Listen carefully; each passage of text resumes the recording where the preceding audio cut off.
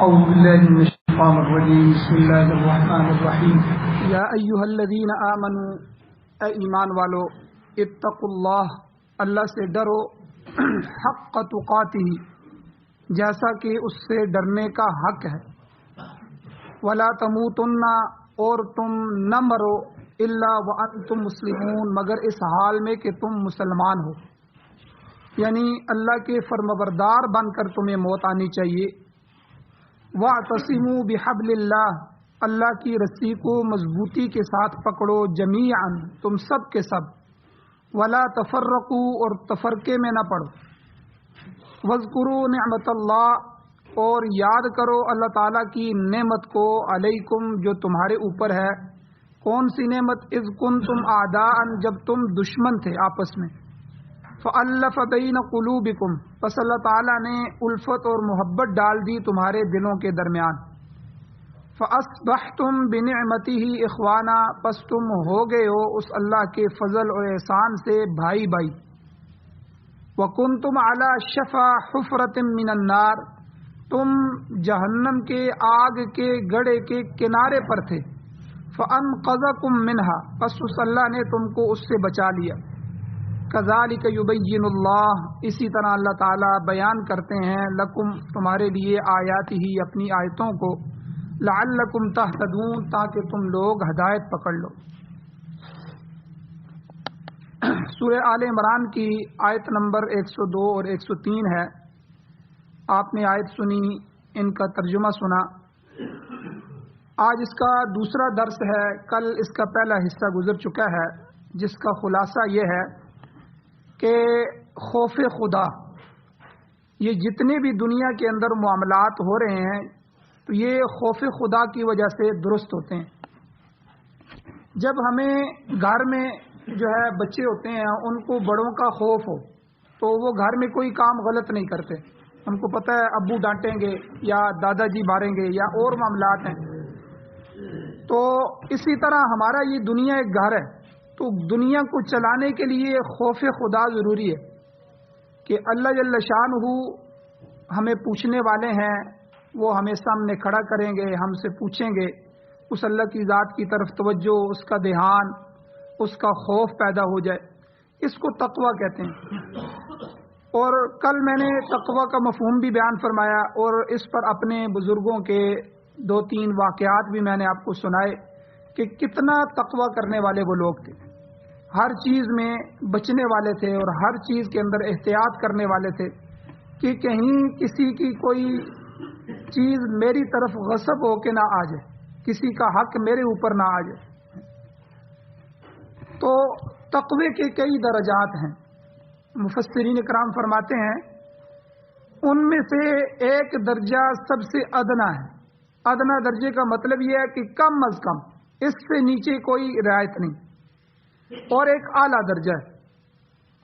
ادنا درجہ کیا ہے کہ انسان دنیا میں آیا ہے اور مرنا ہے، جب مر جائے تو موت کے وقت تک انسان کفر، شرک اور بدعقیدگی سے بچ جائے، یعنی کوئی عمل نہ کیا ہو، گناہ بھی اس کے کھاتے میں ہوں، نیکیاں بھی ہوں، لیکن کم از کم تقوی کا ادنا درجہ یہ ہے کہ کفر کے اندر مبتلا نہ ہو، کوئی کفریہ عقیدہ یا کفر کا عمل نہ کیا ہو، یا شرک شرک کے اندر مبتلا نہ ہو۔ بہت سے لوگ جو ہیں وہ جا کر مزاروں سے مانگتے ہیں، مزار والے سے مانگتے ہیں، وہاں جا کر ان سے حاجتیں مانگتے ہیں، یہ سارا شرک ہے۔ اللہ جل شانہ کی ذات کے علاوہ کسی اور ذات کے ساتھ تعلق رکھنا، امید رکھنا، اس سے مانگنا، اس کے سامنے سجدہ کرنا، یا اس کے سامنے تمنا کرنا، یا ان کے سے دعا کر کے ان سے مانگنا، یہ سب کا سب شرک کے اندر آتا ہے۔ تو آدمی اپنے آپ کو کفر سے بھی بچا کے لے گیا، شرک سے بھی بچا کے لے گیا، بد عقیدگی سے بھی بچا کے لے گیا، برے عقیدے سے بھی بچا کے لے گیا، یعنی شیطان اور دیگر گمراہی پھیلانے والے جو عوامل ہیں ان سے اپنے آپ کو محفوظ کرا کے وہ دنیا سے چلا گیا۔ اگر کوئی شخص تقوی کا یہ ادنا درجہ بھی حاصل نہ کر سکے تو پھر اس کی نجات کی کوئی صورت نہیں ہے، کیونکہ اس معاملے میں اور کوئی رعایت نہیں ہے، اس سے نیچے اور رعایت کوئی نہیں۔ یہ تو ادنا درجہ ہے، اور تقوی کا اعلیٰ درجہ یہ ہے کہ ایمان کے ساتھ انسان اعمال حسنہ، اعمال صالحہ پر بھی کاربند رہے، نیک عمل کرتا رہے اور گناہوں سے بچتا رہے، ہر گناہ سے بچے، ہر نیکی کو کرے۔ شاہ ولی اللہ محدث دہلوی رحمۃ اللہ علیہ فرماتے ہیں تقوی محافظت بر حدود شرع، فارسی کا جملہ ہے، یعنی کمال درجے کا تقوی وہ ہے جو شریعت کے حدود کی پوری پوری حفاظت کرتا ہو۔ جو حد ہوتی ہے، ایک حد شریعت نے حدیں مقرر کی ہیں، ان حد سے باہر نہ نکلے۔ کھانے پینے کی اجازت دی ہے، کمائی کی اجازت دی ہے، تجارت کی اجازت دی ہے، جتنی اجازت دی ہے اس حد سے آگے حرام شروع ہو جائے گا، مشکوک چیز شروع ہو جائے گی، تو ان حدوں سے آگے نہ گزرے۔ اللہ جل شانہ نے سورہ توبہ میں ایمان والوں کی جو صفات بیان فرمائی ہیں، التائبون العابدون الحامدون السائحون الراکعون الساجدون الآمرون بالمعروف والناہون عن المنکر والحافظون لحدود اللہ، ایک صفت اللہ نے یہ بھی بیان فرمائی کہ وہ مومن لوگ اللہ کی حدوں کی حفاظت کرنے والے، وہ یہ بات جانتے ہیں یا جاننے کی کوشش کرتے ہیں علماء سے، میرے لیے اس میں حد کیا ہے، میں اس معاملے میں کس حد تک آگے جا سکتا ہوں، میرے لیے اجازت۔ تو اللہ کی حدوں کو پہچانتے ہیں، ان سے آگے نہیں نکلتے۔ تو امام شاہ ولی اللہ محدث دہلوی رحمۃ اللہ علیہ اس اعلیٰ درجے کو یہی کہہ رہے ہیں کہ تقوی کیا ہے؟ محافظت بر حدود شرع، شریعت کی حدود پر حفاظت کا پہرا لگا دے۔ اللہ نے جو حدیں، یہ کمال درجے کے متقین لوگ جو ہیں یہ ایسے شمار ہوتے ہیں۔ اور ایک اور بات کہ اللہ نے اس آیت میں فرمایا کہ خالی آپ نے تقوی اختیار نہیں کرنا بلکہ حق تقاتی، اس سے ڈرنے کا حق ادا کرنا ہے۔ اب حق تقاتی ہی کی تفسیر کیا ہے؟ اس میں مختلف صحابہ کرام کی مختلف تفسیر ہے، میں آپ کے سامنے بیان کرتا ہوں۔ ایک تفسیر ہے حضرت عبداللہ ابن مسعود رضی اللہ تعالیٰ عنہ، ان کی روایت ہے، حدیث ہے کہ حق تقاتی کا وہ مطلب بیان کرتے ہیں، وہ کہتے ہیں ان یطاع ولا یوسع ویشکر ولا یکفر ویذکر ولا ینسى۔ کیا مطلب کہ ان یطاع ولا یوسع، کہ اللہ تعالیٰ کی احکام کی اطاعت کرے، نافرمانی نہ کرے، اس کی اطاعت کی جائے، نافرمانی نہ کی جائے، ویشکر ولا یکفر، اس کا شکر ادا کیا جائے، اس کا کفران نعمت نہ کیا جائے، نہ شکری نہ کی جائے، وَيُذْكَرَ وَلَا يُنْسَى، اللہ تعالیٰ کو ہمیشہ یاد کرتا رہے، اس کو بلائے نہ۔ یعنی تین جملوں میں عبداللہ ابن مسعود رضی اللہ تعالیٰ عنہ نے حق تقاتہ کی تفسیر بیان فرمائی کہ اس سے ڈرنے کا حق کب ادا ہوگا، یعنی عمل کے اندر کیا ہے، اس کی اطاعت کرے، اعمال کے اندر اس کی نافرمانی نہ کرے، یہ عمل ہو گیا۔ جو اللہ نے نعمتیں دی، ہر آدمی کو اللہ نے نعمت دی ہوتی ہے، یاد رکھیں، فقیر جو آدمی مانگ رہا ہوتا ہے اس کو بھی اللہ نے نعمت دی ہوتی ہے، ہاتھ ہیں اس کے پاس، پاؤں ہیں، آنکھیں ہیں، چل کے تو جا سکتا ہے، تو اگر پاؤں نہیں ہے تو دوسری نعمتیں ہیں۔ کوئی دنیا کے اندر ایسا آدمی نہیں ہے جس پر نعمتیں نہ ہوں، ہر انسان پر، تو وہ ہر حال میں اللہ کا شکر ادا کرے، وَيُشْكَرَ وَلَا يُكْفَرَ، کفران نعمت نہ کرے، اللہ کی نعمتوں کی نہ شکری نہ کرے، تو عمل میں اطاعت کرے، نہ فرمانی نہ کرے، اور نعمتوں میں شکر کرے، نہ شکری نہ کرے، اور یاد میں وَيُذْكَرَ، اللہ کو یاد کرتا رہے، وَلَا يُنْسَى، اللہ کو بلائے نہ۔ یاد کرنے کا اس لیے بزرگوں نے کہا ہے کہ جو آدمی روزانہ کی تسبیحات کرتا ہے تو وہ گویا کہ اللہ کو روزانہ یاد کرتا ہے۔ تو آج کل تو ہماری زندگی سے ٹائم نہ ہونے کی وجہ سے، ٹائم یعنی مصروفیات ہم نے اتنی بنا لی ہیں، تو بعض دفعہ ویسے ہی مصروفیات ہوتی ہیں، آدمی فارغ ہوتا ہے، سارا دن چھٹی بھی ہوتی ہے لیکن کہتا ہے میں مصروف ہوں۔ تو حالانکہ روزانہ کی تسبیحات صبح جو ہے سبحان اللہ، اس لیے فجر کی نماز کے بعد کوشش کی جائے، اشراق کے وقت کوشش کی جائے کہ سبحان اللہ 33 مرتبہ، الحمدللہ 33 مرتبہ، اور اللہ اکبر 34 مرتبہ، اسی طرح عصر کی نماز کے بعد 33 اور 34 مرتبہ یہ تسبیحات کر لی جائے۔ یہ اللہ کا ذکر ہے، یہ اللہ کو یاد کرنا، سبحان اللہ، میرا اللہ پاک ہے۔ یعنی کس چیز سے پاک ہے؟ دنیا کے اندر جتنے بھی عیب ہیں، ہمارے اندر عیب ہیں، یہ تھوک ہے، غم ہے، پریشانی ہے، ہمارا دل بیٹھ جاتا ہے، کبھی ہارٹ जो है वो ब्लड प्रेशर किसी वजह से ऊपर हो जाता है, कभी बैठ जाता है, ठीक है। बेशुमार ऐब हमारे अंदर मौजूद हैं। अल्लाह हर चीज से, हर ऐबों से पाक है। सुभान अल्लाह, ये अल्लाह की याद करना है। अल्हम्दुलिल्लाह, मैं अल्लाह की तारीफ बयान करता हूँ, हर हर नेमत पर, हर हर एहसान पर उसकी हम्द, उसके शुक्र, उसकी जो है तारीफात मैं कर रहा हूँ। तमाम तारीफें दुनिया की जो हो सकती हैं, हो रही हैं, क़यामत तक होती रहेंगी। चाहे वो इंसान करे, चाहे वो दरख्त के पत्ते अल्लाह की तस्बीहात बयान करें, चाहे वो समुद्रों की मछलियां अल्लाह की तस्बीहात, अल्लाह की हम्द और तारीफ कर रही हैं। ये सारी हम्दें, ये अगर किसी को लायक हैं तो वो अल्लाह की ज़ात है। और ये सारी तारीफात उस अल्लाह के लिए। अल्हम्दुलिल्लाह, तमाम तारीफें अल्लाह के लिए। और अल्लाहु अकबर, दुनिया में कोई बड़ा नहीं, ना हमारा वजीर आजम बड़ा है, ना पूरी दुनिया के वजीर आजम मिल जाएं वो बड़े हैं, कोई बड़ा नहीं है। अल्लाह की ज़ात सबसे बड़ी है, हर बड़े से बड़ा अल्लाह की ज़ात है। अल्लाहु अकबर जो है, ये देखें हमारी नमाज में अल्लाह अकबर, बार बार अल्लाह अकबर, अल्लाह ये कलिमात कहलवाते हैं। आज़ान में अल्लाह अकबर, ठीक है, जनाजे में अल्लाह अकबर, हर जगह देखें अल्लाह अकबर। यानी ये बात मानो, दिल में तस्लीम करो कि अगर किसी का हुक्म मानने को के लायक ज़ात है वो सिर्फ अल्लाह की ज़ात है। इसीलिए कहते हैं कि अगर बादशाह वक्त वाली जो है वो भी कुरान और सुन्नत के खिलाफ हुक्म दे तो वो भी मानना नहीं, और वालिदैन का हर हुक्म मानो, लेकिन अगर कुफर और शिर्क का हुक्म दे तो वो बात नहीं माननी। वालिदैन हुक्म दे दाढ़ी कटा दो, वालिदैन हुक्म दे नमाजें न पढ़ो, ठीक है, यानी कोई अल्लाह के खिलाफ हुक्म दे, क्योंकि वो बड़े है ही नहीं, वो मुकद्दम है, वो मुतबर्रक है, लेकिन अल्लाह की ज़ात से बड़े नहीं। तो अल्लाह अकबर का जो मफहूम होता है, ये मफहूम जो है सामने रख के इन तस्बीहात को किया जाए। सुबहान अल्लाह, अल्लाह हर ऐब से पाक है, अल्लाह तमाम अयूब से पाक है। अल्हम्दुलिल्लाह, दुनिया की सारी हम्दें, तारीफें वो अल्लाह के लिए हैं। अल्लाहु अकबर, कोई ताकत बड़ी नहीं है, अल्लाह की ताकत सबसे बड़ी ताकत है। ये तस्बीहात जब आप इन जो है तारीफात के साथ इस मफहूम को सामने रख के करेंगे, आप देखेंगे अल्लाह जल्ल शानु की तरफ से कितनी ताकत नसीब होती है। तो हम जो है वो हमारे उस्ताद फरमाया करते थे, हम तस्बीहात पढ़ते नहीं हैं, हम पढ़ते हैं उसको और उसको जो है दिल में नहीं लाते, सिर्फ गिनती पूरी करते हैं कि 100 दफ़ा होगी है कि नहीं होगी, बस जल्दी जल्दी पढ़ के चलेंगे। तो असल में खाली पढ़ना मकसूद नहीं है, बल्कि इनके जो मफहूम है उनको सामने रखकर जो है उसको। तो ये अब्दुल्लाह इब्न मसूद रज़ी अल्लाह ताला अन्हु ने क्या फरमाया, ये 3 चीज़ें तकवा जो है तकवे का हक को अदा करती हैं कि उसकी इताअत की जाए, नाफरमानी न की जाए, उसका शुक्र किया जाए, हर नेमत पर कुफरान नेमत न किया जाए, उसको याद रखा जाए, उसको भुलाया न जाए। और हजरत अनस रज़ी अल्लाह ताला अन्हु दूसरे सहाबी हैं, वो हक़ तुक़ातिही की तारीफ करते हैं।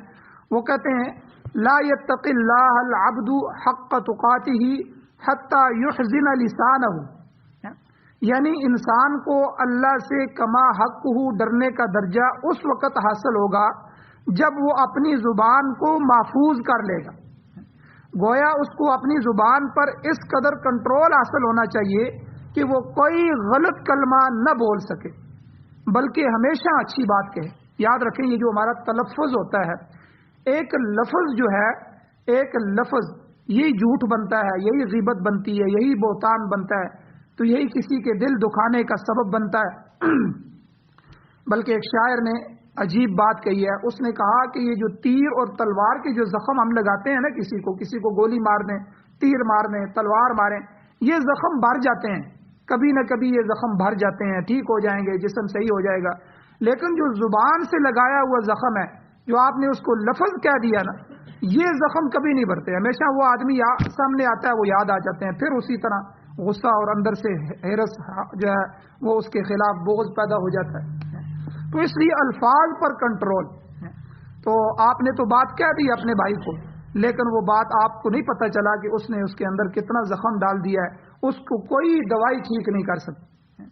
तो इसलिए हजरत अनस रज़ी अल्लाह ताला अन्हु फरमाते हैं कि इंसान को अल्लाह से डरने का हक जो दर्जा है वो उसी वक्त हासिल होगा जब वो अपने ज़बान पे कंट्रोल हासिल कर लेगा। कोई गलत कलमा तो वो नहीं बोलेगा, हमेशा अच्छी बात कहेगा। हमारे बुजुर्गों की जो कहावतें हैं, वो उन कहावतों में से एक कहावत ये भी है, पहले तोल फिर बोल।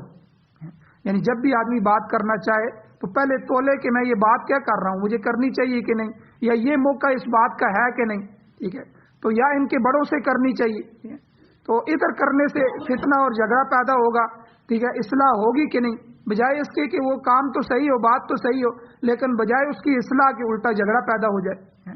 تو پہلے اس بات کے وزن کو تولا جائے کہ یہ بات کرنی بھی چاہیے کہ نہیں، حق بھی ہے کہ نہ حق ہے، پھر اگر حق ہے تو اس کا یہ موقع ہے کہ نہیں موقع، تو یعنی پہلے تول پھر بول، تو یہ بہت بڑی بات ہے۔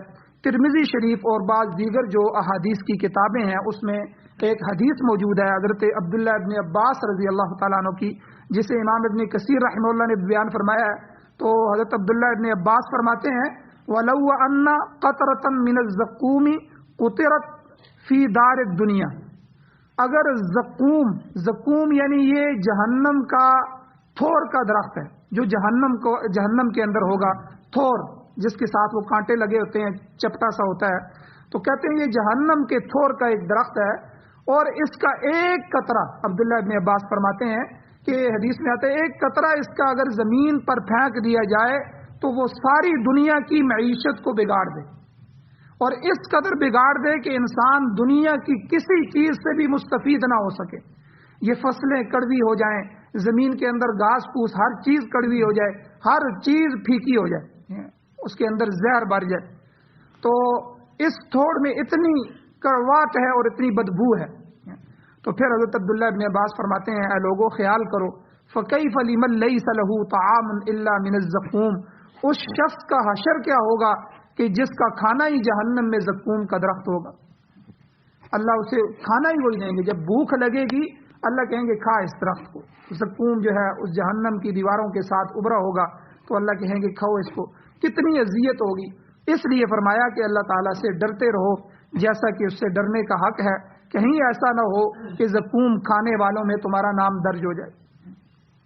اور اسی طرح حضرت عبداللہ ابن عمر ابن عاص رضی اللہ تعالیٰ عنہ، یہ تیسرے صحابی، یہ روایت فرماتے ہیں کہ حضور علیہ الصلوۃ والسلام نے فرمایا اے لوگو من احب ان یزحزح عن النار ویدخل الجنہ، تم میں سے جو شخص یہ چاہتا ہے کہ اسے دوزخ سے نجات حاصل ہو جائے اور جنت میں داخل ہو جائے، تو وہ کیا کرے کہ فَيُدْرِكُ مَنِيَّتَهُ وَهُوَ يُؤْمِنُ بِاللَّهِ وَالْيَوْمِ الْآخِرِ، تو اسے موت ایسی حالت میں آنی چاہیے کہ وہ اللہ کی ذات پر اور قیامت کے دن پر ایمان رکھتا ہو، یعنی وہ مومن ہو کے مرے۔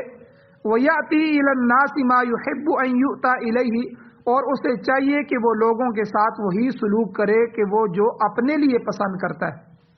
مقصد یہ ہے کہ حق تقاتی ہی میں یہی چیز بیان کی گئی ہے کہ اللہ فرماتے ہیں وَلَا تَمُوتُنَّ إِلَّا وَأَنْتُمْ مُسْلِمُونَ، اس آیت میں اللہ نے فرمایا ہے کہ تمہاری موت اسلام کی حالت میں آنی چاہیے۔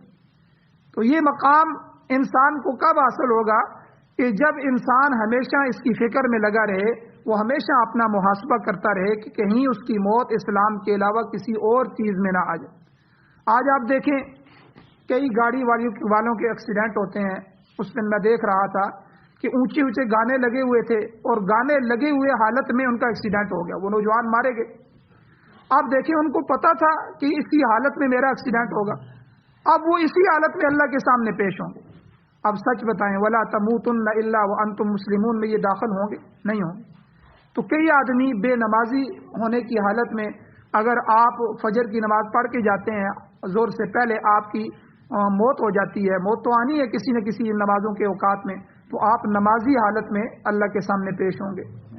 اور اسی طرح کتنے انسان ایسے ہیں کہ جو شراب پیے ہے، کئیوں نے کیا کیا ہے، کئی شادیوں میں خوشیاں کرتے ہوئے اللہ اور اللہ کے رسول کے حکموں کو پامال کرتے ہوئے پاؤں کے نیچے رونتے ہوئے اور عیاشی اور فحاشی کے اندر رات گزارتے ہیں اور اسی طرح اسی حالت میں مر جاتے ہیں۔ کئی اخبار میں آپ پڑھتے ہیں کہ زہریلی شراب انہوں نے پی ہے تو کتنے آدمی، 10 آدمی مر گئے ہیں، 20 آدمی مر گئے ہیں۔ تو یہ موتیں کس حالت میں آ رہی ہیں؟ تو اس لیے یہاں ان کا حضرت عبداللہ بن عمر بن عاص رضی اللہ تعالیٰ عنہ کی جو روایت حدیث ہے، اس میں کہنے کا مقصد یہ ہے، اور قرآن کی اس آیت کا کہ وَلَا تَمُوتُنَّ إِلَّا وَأَنْتُمْ مُسْلِمُونَ، حضور نے یہی فرمایا کہ تمہیں موت بہرحال اس حالت میں آنی چاہیے کہ تم اچھی حالت میں ہو۔ اسی لیے یہ اچھی حالتیں اللہ سے مانگنی چاہیے، اور میں ہمیشہ دعا میں مانگتا بھی ہوں اے اللہ بیت اللہ کا طواف کرتے ہوئے موت نصیب فرما، یا اللہ روزۃ الرسول کی حاضری میں موت نصیب فرما، میدان جہاد میں موت نصیب فرما، یہ اگر نماز کی حالت میں، سجدے کی حالت میں موت نصیب فرما۔ نماز کی ساری حالتیں ہی اچھی ہیں لیکن سجدے کی حالت سب سے اچھی ہے کہ اللہ کے سامنے سجدہ کر رہا ہو، انسان کی روح نکل جائے۔ اور اسی طرح رمضان کا مہینہ سارا مبارک ہے، روزہ رکھا ہوا ہو تو روزے کی حالت میں موت آ جائے۔ تو یعنی یہ اچھی حالتوں کی موت کو اللہ سے مانگنا چاہیے۔ موت ہے اللہ جب بھی آئے، جس وقت بھی آئے، اللہ ہم اس کے لیے تیار ہیں، لیکن اے اللہ اچھی حالت میں موت عطا فرما، بری حالت میں موت نہ عطا فرما۔ اور اسی طرح دوسرے مقام پر اللہ نے فرمایا فاتقوا اللہ ما استطعتم، اللہ تعالیٰ سے ڈرتے رہو جتنی تم طاقت رکھتے ہو، اپنی طاقت کے مطابق۔ مفسرین اور محدثین فرماتے ہیں کہ مستطاعتم کا تعلق تقوی کے اعمال والے درجے کے ساتھ ہے، یعنی اپنی استطاعت کے مطابق اچھے اعمال انجام دیتے رہو۔ بھئی آپ اگر 10,000 روپیہ نہیں دے سکتے صدقہ تو آپ 10 روپے تو دے سکتے ہیں، روزانہ آپ 10 روپے صدقہ کر لیں، اچھے کام کرتے رہیں۔ آپ کسی کی زیادہ نہیں مدد کر سکتے، اس کو رستہ دکھا دیں۔ کوئی آپ کے پاس پریشان آیا ہے، اس سے کہتا ہے میرا کاروبار نہیں ہے، بھئی آپ کے پاس کتنے پیسے ہیں؟ میرے پاس 5,000 روپیہ موجود ہے۔ اچھا بھائی یہ کاروبار ہے، آپ کاروباری آدمی ہے، اس کو کاروبار سمجھا دیں۔ 5,000 میں وہ چلو بچوں کے لیے 200, 300, 400 روپیہ 500 روپیہ دن دیہڑی کا کما لے گا، بجائے اس کے کہ دوسروں سے مانگنے کے۔ یعنی ہر آدمی نیکی کر سکتا ہے، صدقہ کر سکتا ہے، اعمال حسنہ کر سکتا ہے، کوئی مشکل نہیں۔ تو اس لیے فاتقوا اللہ ما استطعتم، اللہ سے ڈرو، اس کا تقوی اختیار کرو جتنا تم استطاعت رکھتے ہو، یعنی اعمال والے درجے میں جتنے اعمال حسنہ، اعمال صالحہ کر سکتے ہو، اس میں ہر آدمی کی طاقت کے مطابق رعایت موجود ہے۔ برے اعمال سے بچتا رہے، اگر کوئی خامی رہ جائے گی تو اللہ تعالیٰ مہربانی فرما کر انشاءاللہ معاف فرما دیں گے۔ مگر جو دوسرا تقوی کا درجہ ہے عقیدے والا، عقیدے والے درجے میں معافی اور رعایت کی کوئی گنجائش نہیں ہے۔ یاد رکھیں آمنو وعملوا الصالحات، آمنو میں عقیدہ ہے، ایمان لو، جتنے بھی اللہ نے عقیدے صحیح بیان فرمائے ان پر ایمان ہو، اور عملوا الصالحات نیک اعمال ہے۔ عقیدہ اگر صحیح ہے، ایمان میں کمزوری نہیں ہے، ایمان ضائع نہیں ہوا تو اعمال کر رہا ہے، کوئی تھوڑی بہت کمزوری ہے تو اللہ کی ذات سے امید ہے اللہ معاف بھی فرما دیں گے۔ لیکن جو عقیدے والا ہے درجہ، اس میں معافی اور رعایت کی کوئی گنجائش نہیں ہے۔ اگر ایمان میں نقص آئے گا، کفر تھوڑا سا بھی داخل ہو گیا، شرک داخل ہو گیا، یا نفاق میں سے کوئی شائبہ بھی ہو گیا تو نجات کی کوئی صورت باقی نہیں رہے گی۔ عقائد میں تھوڑی سی گمراہی بھی ناقابل برداشت ہے۔ اس لیے یاد رکھیں اسلام لانے کے لیے 100% چیزوں پر ایمان لانا ضروری ہے، سارے جو عقائد ہیں ان کا درست ہونا ضروری ہے، لیکن کافر ہونے کے لیے ایک عقیدے کا انکار بھی وہ انسان کو کافر بنا دیتا ہے۔ میں مثال دیتا ہوں، جیسے ہم حج بھی کر رہے ہیں، نمازیں پڑھ رہے ہیں، سارے عقیدے ہمارے درست ہیں، پچھلے پیغمبروں میں سے کسی پیغمبر کی ہم توہین کر دیتے ہیں، کہتے ہیں ہم حضرت موسیٰ کو نہیں مانتے، یا موسیٰ علیہ السلام کی شریعت کا انکار کر دیتے ہیں، یا حضرت عیسیٰ علیہ السلام کی توہین کر دیتے ہیں۔ اب یہ آدمی کافر ہو گیا۔ اب یہ نہیں کہیں گے کہ یہ تو نمازیں بھی پڑھ رہا ہے، کلمہ بھی پڑھ رہا ہے، حضور پر ایمان بھی لا رہا ہے۔ ٹھیک ہے، عقائد میں سے اگر ادنا سی بھی کمی آ گئی تو آدمی کا ایمان نکل جائے۔ تو اس لیے عقائد کا جو باب ہے اس میں سب کی سب چیزوں پر ایمان لانا ضروری ہے، اور ضروریات دین میں سے ایک چیز جو ہے اس کا انکار بھی آدمی کو کافر بنا دیتا ہے۔ البتہ اعمال کے اندر یہ گنجائش موجود ہے کہ ایک انسان جو ہے اگر نیک اعمال کر رہا ہے، ساتھ کچھ برائی بھی ہو گئی ہے، تو اول تو توبہ کرے، استغفار کرے، اللہ نے یہ ہمیں رستہ عطا فرمایا ہے تو اس میں توبہ کر کے اس گناہ کو اپنے کھاتے میں نہ رہنے دے، اور اگر رہ بھی گیا تو اللہ کی ذات سے امید ہے کہ اس ایمان اور اس عقیدے کی برکت سے اللہ جل شانہ اس کو معاف فرما دیں گے۔ اور آخری درجہ یہ ہے کہ اگر معافی نہ ہوئی تو جہنم میں جو داخل ہوگا اس کی سزا بھگت کے ایک نہ ایک دفعہ اس کلمے کی بنیاد پر، ان سچے عقائد کی بنیاد پر ضرور وہ جنت میں داخل ہوگا۔ اس لیے کافر کے لیے کوئی گنجائش نہیں رہتی، کافر ہمیشہ ہمیشہ کے لیے جہنم میں ہوگا، نہ ختم ہونے والی وہ زندگی اس کی جہنم کے آگ میں گزرے گی۔ اللہ جل شانہ سے دعا ہے اللہ ہمیں عمل کی توفیق عطا فرمائے۔ چند مسائل اس میں اور بھی ہیں، انشاءاللہ کل کے درس میں بیان کریں گے۔ آمین۔ الحمدللہ رب العالمین والعاقبۃ للمتقین والصلاۃ والسلام علی رسولہ النبی الأمی الکریم۔ یا اللہ ہماری کمیوں کوتاہیوں کو معاف فرمائیے، درگزر فرمائیے، صغیرہ کبیرہ گناہوں کو معاف فرمائیے۔ یا اللہ ایمان والی زندگی، ایمان والی موت نصیب فرمائیے۔ یا اللہ ہر طرح کی اچھی حالتوں کی موت عطا فرمائیے، بری حالت کی موت سے محفوظ فرمائیے۔ یا اللہ جو ایمان کی حالت سے اس دنیا سے جا چکے ہیں یا اللہ ان سب کی بخشش فرمائی، یا اللہ ان سب کی بخشش فرمائی، کمزوریوں کمیوں کوتاہیوں کو معاف فرمائی۔ یا اللہ ہم جو دعا کر رہے ہیں ان سب حضرات کے لیے، یا اللہ ہمارے لیے بھی دعا کرنے والے پیدا فرمائی۔ یا اللہ ہماری نسلوں میں ہمارے لیے صدقہ جاریہ پیدا فرمائی، ہماری اولادوں میں حافظ قرآن عالم دین یا اللہ نیک لوگ پیدا فرمائیے جو ہمیں بعد میں یاد رکھتے رہیں۔ یا اللہ قرآن و سنت کی بہاریں نصیب فرمائی۔ یا اللہ ہمارے ملک پاکستان میں اور پوری دنیا میں یا اللہ قرآن و سنت کو بطور آئین بطور دستور ہمیں نصیب فرمائیے۔ یا اللہ سارے باطل نظاموں کو ختم فرمائیے۔